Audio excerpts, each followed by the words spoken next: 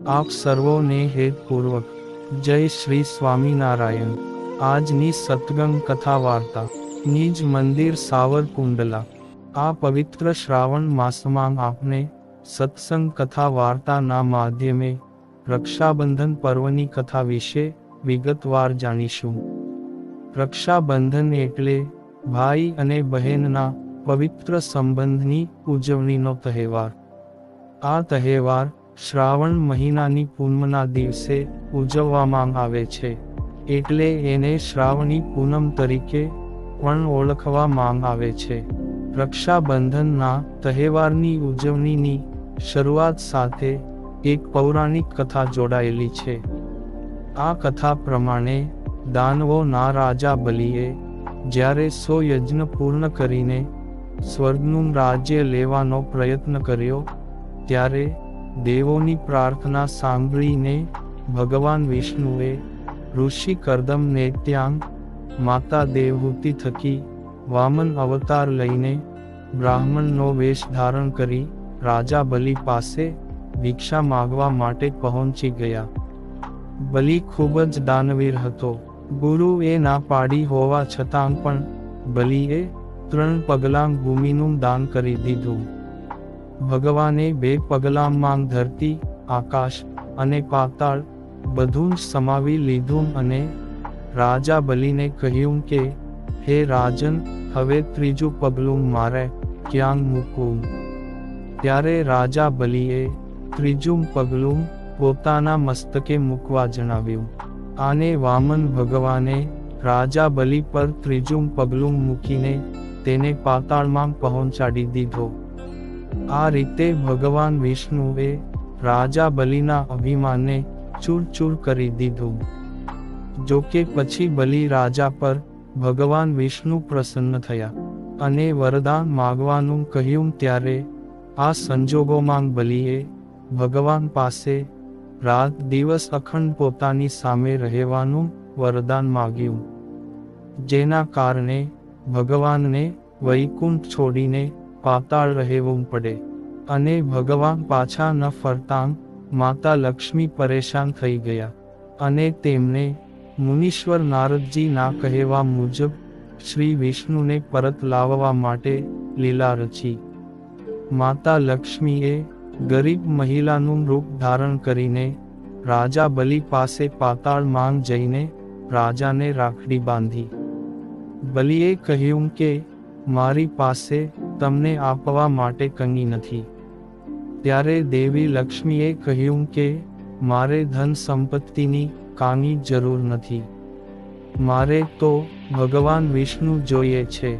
ત્યારે બલિએ માં લક્ષ્મી સાથે ભગવાન વિષ્ણુને જવા દીધા, પરંતુ ભગવાન વિષ્ણુએ બલિ રાજાને આપેલા વરદાન અનુસાર અખંડ તેમની સામે રહેવાનું હતું।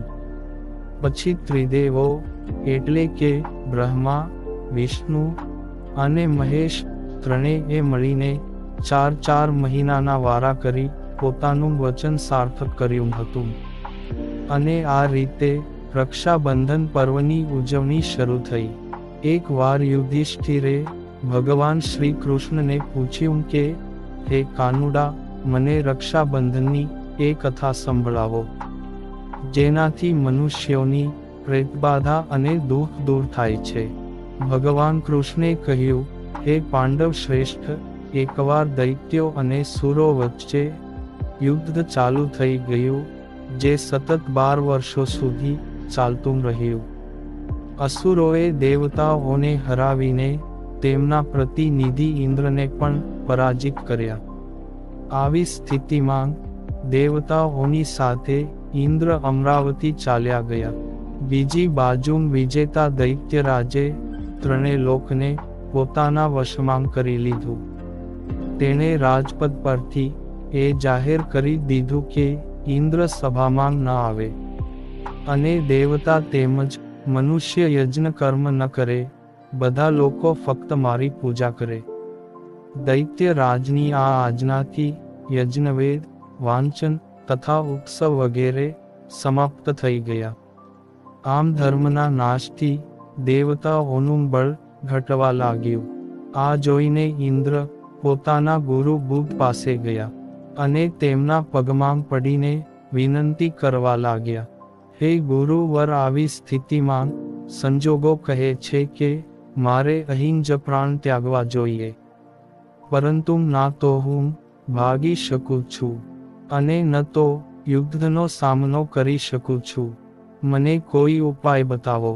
ત્યારે બુધે ઇન્દ્રની વેદના સાંભળીને તેને રક્ષા વિધાન કરવાનું કહ્યું.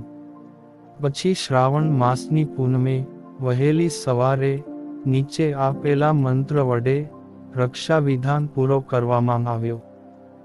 બધો બલિરાજા ડેનવેન્ડ્રો મહાબાલા તેન ત્વમભિવડનામી રેક્સમાચલ માકેલ. ઇન્દ્રાણીએ શ્રાવણી પૂનમના પાવન અવસર પર બ્રાહ્મણો પાસેથી આશીર્વચન મેળવી રક્ષાસૂત્ર લીધું અને ઇન્દ્રના જમણા હાથે બાંધીને યુદ્ધ ભૂમિમાં લડવા મોકલી આપ્યા. રક્ષાબંધન ના પ્રભાવથી દૈત્ય ભાગી ગયા અને ઇન્દ્રનો વિજય થયો. રક્ષા બાંધવાની પ્રથાની શરૂઆત અહીંથી જ થાય છે. શ્રી કૃષ્ણ દ્રૌપદીની કથા. એકવાર ભગવાન શ્રી કૃષ્ણના હાથમાં શેરડી ખાતા ખાતા તેનો છોતો વાગી ગયો અને લોહીની ધારા વહેવા માંડી. આ બધું દ્રૌપદી ન જોઈ શકી અને તેને તરત જ પોતાની સાડીનો છેડો ફાડી શ્રી કૃષ્ણના હાથમાં બાંધી દીધો, જેના કારણે તેમનું લોહી વહેતું બંધ થઈ ગયું. અને કેટલાક સમય પછી દુર્યોધનના આમંત્રણને માન આપી રાજા યુધિષ્ઠિર પોતાના પરિવાર સાથે હસ્તિનાપુર ગયા અને ત્યાં મામા શકુનીએ દુર્યોધન દ્વારા યુધિષ્ઠિરને જુગાર રમાડ્યા અને તેમાં તેઓ ધન સંપત્તિ, રાજ્ય અને છેવટે પોતાની પત્ની દ્રૌપદીને પણ હારી ગયા. ને જ્યારે દુશાસને દ્રૌપદીના ચીર હર્યા ત્યારે શ્રીકૃષ્ણે તેમના ચીર વધારીને આ બંધનનો ઉપકાર વાળ્યો. આ પ્રસંગ પણ રક્ષાબંધનના મહત્વને દર્શાવે છે. ભારતીય ઇતિહાસ મુજબ મુસલમાન શાસન પણ રક્ષાબંધનની ધર્મ ભાવનાને માનતું હતું. જહાંગીરે એક રાજપૂત સ્ત્રીનું રક્ષાસૂત્ર મેળવી સમાજને એક વિશિષ્ટ ઉદાહરણ પૂરું પાડ્યું છે. આ સંદર્ભમાં પન્નાની રાખડી વિશેષ ઉલ્લેખનીય છે. એકવાર રાજસ્થાનના બે રાજ્યો વચ્ચે ગંભીર ઝઘડો ચાલી રહ્યો હતો. એક રાજ્ય પર મોગલોએ આક્રમણ કરી દીધું. લાગ જોઈને બીજા રાજ્યવાળા રાજપૂતોએ મોગલોનો સાથ આપવા સેના તૈયાર કરી રહ્યા હતા. પન્ના પણ આ જ મોગલો વચ્ચે ઘેરાયેલી હતી. એને બીજા રાજ્યના શાસકને કે જે મોગલોની સહાયતા કરવા જઈ રહ્યો હતો તેને રાખડી મોકલી. રાખડી મળતાં જ તેણે મોગલોની મદદ કરવાને બદલે તેમના પર આક્રમણ કરી દીધું. મોગલો પરાજિત થયા. આવી રીતે રક્ષાબંધનના કાચા દોરાએ બે રાજ્યોના રાજાને પાકી મિત્રતાના સુખમાં બાંધી દીધા. હુમાયુન કર્ણાવતીની કથા. મધ્યકાળના ઇતિહાસની આ ઘટના છે. ચિત્તોડની હિન્દુ રાણી કર્ણાવતીએ દિલ્હીના મોગલ બાદશાહ હુમાયુને પોતાનો ભાઈ માનીને તેને રાખડી મોકલી હતી. હુમાયુએ રાણી કર્ણાવતીની રાખડી સ્વીકારી અને ખરાં સમયે રાણીના સન્માનની રક્ષા કરવા ગુજરાતના રાજા જોડે યુદ્ધ કર્યું હતું.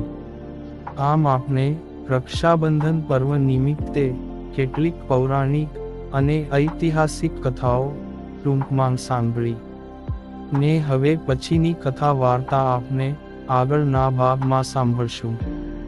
અત્યારે આપ સર્વોને ભાવથી જય શ્રી સ્વામિનારાયણ.